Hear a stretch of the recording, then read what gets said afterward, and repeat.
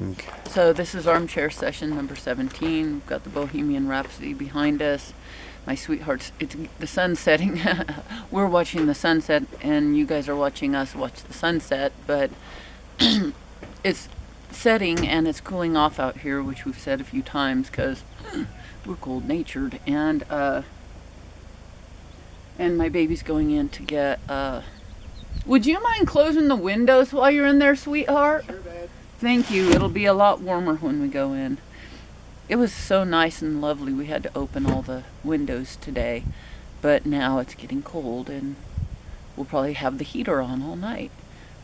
But so he's going to get a blanket for me and a hat, and he gave me his scarf. But I was planning on talking about a few things. One thing, I had gone in and put this sunscreen on my face in front of the mirror in there and on the closet, those really pretty mirrors we've got. And I looked at myself and I thought, wow, I look so much like my mother.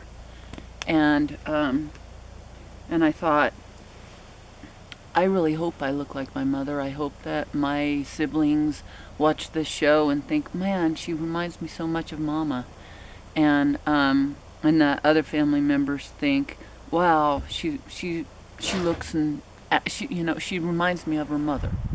Um, Is this hat okay, babe? yeah, thank you. Because my mom was really, really cool. And yeah, the universe agrees. And my mom was hilariously funny. She's one of the funniest women, probably the funniest woman I've ever known. And I've known some, and I mean, I'm talking comedians and stuff like that. She was just really, really hilarious. And she would make us laugh about anything. And so I hope that sometimes when I watch the clips, I see my mom. And so I hope other people see that too, because it's like that compliment that my sweetheart gives me about having the same kind of energy or some same kind of vibe or something as Robin Williams. It's like that. If he would have known my mom and made that comparison. That's kind of a compliment, you know. It's that level of compliment to be compared to my mom's humor, and she was really very down to earth and genuine and never ever put on airs. I'm not saying I'm like that, but I aspire to be like that. And she was just hilarious, and she could make she if she couldn't make everybody laugh, I don't know it, because I was too busy laughing, you know. So we have a very comedic family. My brothers and my sister and I are all really funny, and one of the things we do is spend our time together making each other laugh. So I really love that. That's my brother Ricky Hanschild, Randy Hanschild, and Kim Miller. And we're just a very musical and comedic group. We don't all make music, but we all could. But what we do is we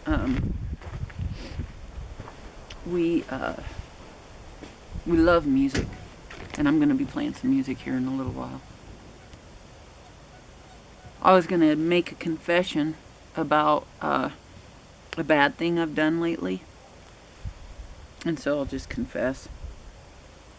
I thought someone stole this brand new mattress topper.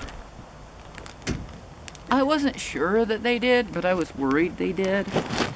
And I thought, oh my gosh, that's really terrible. I found it in the bathroom. And I'm confessing to him that I had accused someone of stealing it.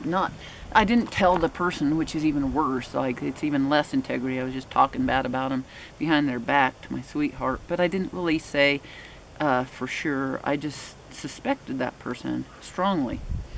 Well, this opens up a whole can of worms, you guys, because I found this mattress pad and I suspected that I would find it, but it didn't keep me from holding my tongue, you know. And then I thought, oh my God, this is one of those rabbit holes I went into, honey, today when I found that. I was like, what if? Not only what if I've accused other people of stealing, say, and they never stole. they never did it. But I knew 100% they did it, and I actually accused them of it. Then I find that they never stole anything. They never did that. You know, I thought, what does that mean? Well, for one thing, it means another question. Well, it all questions my integrity, but we'll go back to that. And so don't let me not address that point. But so then it goes back to, what if everybody I've ever accused of stealing or anything bad to me in my whole life, they never did it? What if they never did it?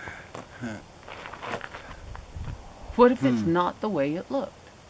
What if I thought that they did this awful thing to me, and in the end, it was my imagination. It was my belief that that happened. Now, I'm not saying that's true, you guys. I'm not saying that at all. I'm saying that that opens the door of what it makes you question reality. What is reality? See what I mean?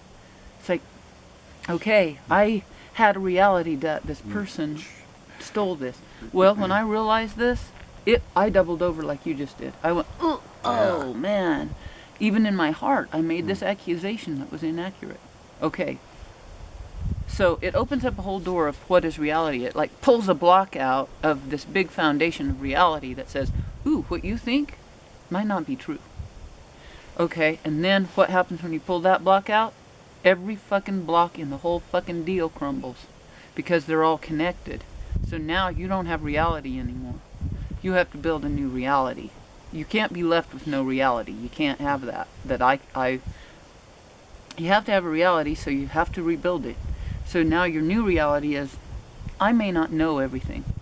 When I feel that I believe a certain thing, it may not be true. I may have to question myself sometimes in these things. And that's a very hard thing to do. But here's the answer of what will I do now? Because I found this. I will apologize in my heart, not to this person because I never told them. And if it happened in other areas in my life where I learned that my accusations of another person were not true, in order to have any integrity, I would apologize. And I would mean it. I would be sincere. It's not that we never make mistakes. It's that we apologize when we find out that we have. And the same should be true of our adversaries as well. You know? If they have the integrity to do that, then fine. They should do that. I'm not saying that we should have a demand. Like, I have some adversaries that I've told, as long as you don't harm people, as long as you stop harming people, then I'll leave you alone. I'll quit bugging you. I'm not going to go after you, try to hurt you or anything, but if you will quit harming people, I'll quit bringing up this complaint, you know? And I've never said, I in fact said, you don't even have to apologize for it. Don't even apologize, just change your behavior. And they weren't willing to do that I could see. But what if I'm wrong altogether? You know, then of course they did the right thing. They had integrity. It makes you wonder. It makes you question yourself. They should be questioning themselves too, but who knows if they will. It all depends, but it does start changing reality. My reality is very much being turned upside down lately. And anybody who's watching our clips and watching this one is going to be freaked out when they hear this stuff. Freaked out. It's freaky. If you think about how everything's so connected, you know? In other words, there's consistency from beginning, middle to end. If a person finds a flaw in the logic anywhere, it's flawed everywhere. Right? Yeah. So you have to have a new logic, or you have to have a new reality to replace it. What we want is the highest logic, the highest reasoning, and that's Nam Myoho Renge Kyo, or compassion, or love. And that's a lot easier said than done. In fact, everybody knows that, and that's not even something to explain. But anyway, so I apologize in my heart to actually it was several people I thought could have possibly done it. Then I thought, well, what about it's karma, you know? What if somebody's accused of stealing when they're innocent? Well, maybe they're not so innocent. I'm not saying that, but maybe that the reason that they were accused of stealing wasn't maybe this time that they did it, but that they have in the past. in past lives, and that, or in the past, or in a different way or something. You know what I mean? And I'm not saying that they did or didn't. I'm saying that that could be the case, that it's karma. But it's also my karma, too. If I get accused of something like that, then it's my karma. Maybe they accused somebody wrongly. Maybe they stole. Maybe I accused somebody wrongly. Maybe I stole. You see what I mean? It's all interconnected, and it's really weird. Cookie? We still have cookies in our reality, and I like that. Not just yet. My baby would be miserable if there weren't cookies in our reality. Oh, man. But not so miserable, because I could make a cake, and I'm gonna make a cake tonight. I promised my baby a cake.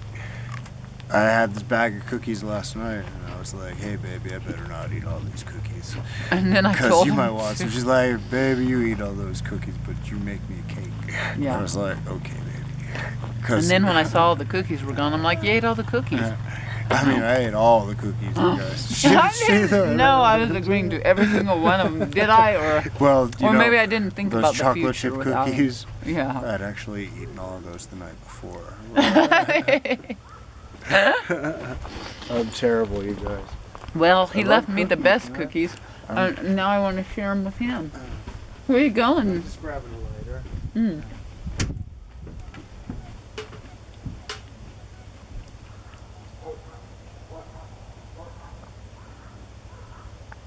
So in other words, you kind of get the idea that asking questions that are very deep leads to a lot of breakdown of your own identity and your own reality, and then you have to deal with that. You can't just die because your reality got broken down. No, you have to move forward and have the courage to rebuild your reality after that. And that's tough, because isn't that what I'm been very interested in great works of literature and movies and films that through the process of the film, not only do the characters have to rebuild a new reality, oftentimes the audience has to. Trying to think of a great example of that. A Beautiful Mind is one. You know what? I haven't seen that. I Yeah. still haven't seen We'll that. watch it. But Boy, I haven't seen A Beautiful Mind. You've been one, though. Oh, thank you, baby. Mm-hmm. Oh, it's not really like us in an armchair session to stop and look around. Should we? Just for a second? Look around at the world. Let them see what's surrounding us. Oh, if you Because want it's to, awesome. honey. It's really pretty. I say go for it. All right. It bugs me because it's breaking with tradition, but we can break with tradition. We shouldn't be keeping traditions for tradition's sake. I like it if people never quite know what's gonna happen. Well, when that's, they I'm sure, turn it's into an already armchair true. session. Yeah. Yeah. I mean, But so right. let's go for it. We may They never don't do have to this be again. pinned in. I'm just gonna give you guys a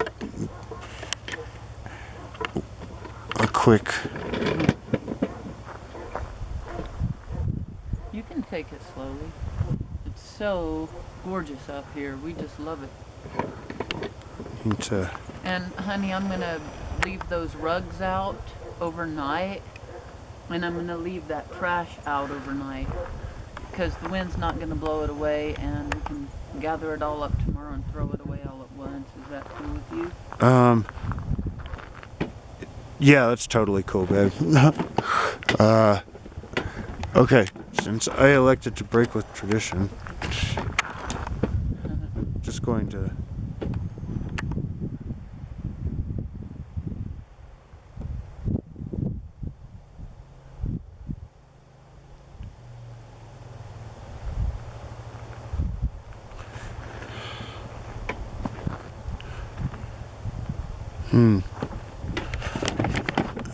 And now I confess.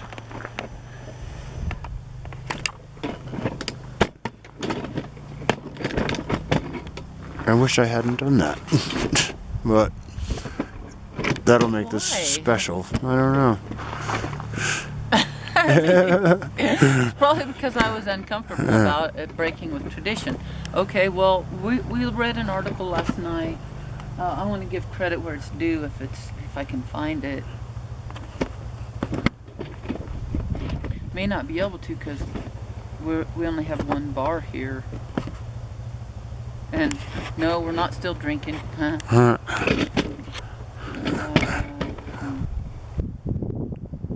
Here, my open-mindedness led to my progress by Geeta Menon, Geeta, capital Menon, Dean of NYU Stern Undergraduate College.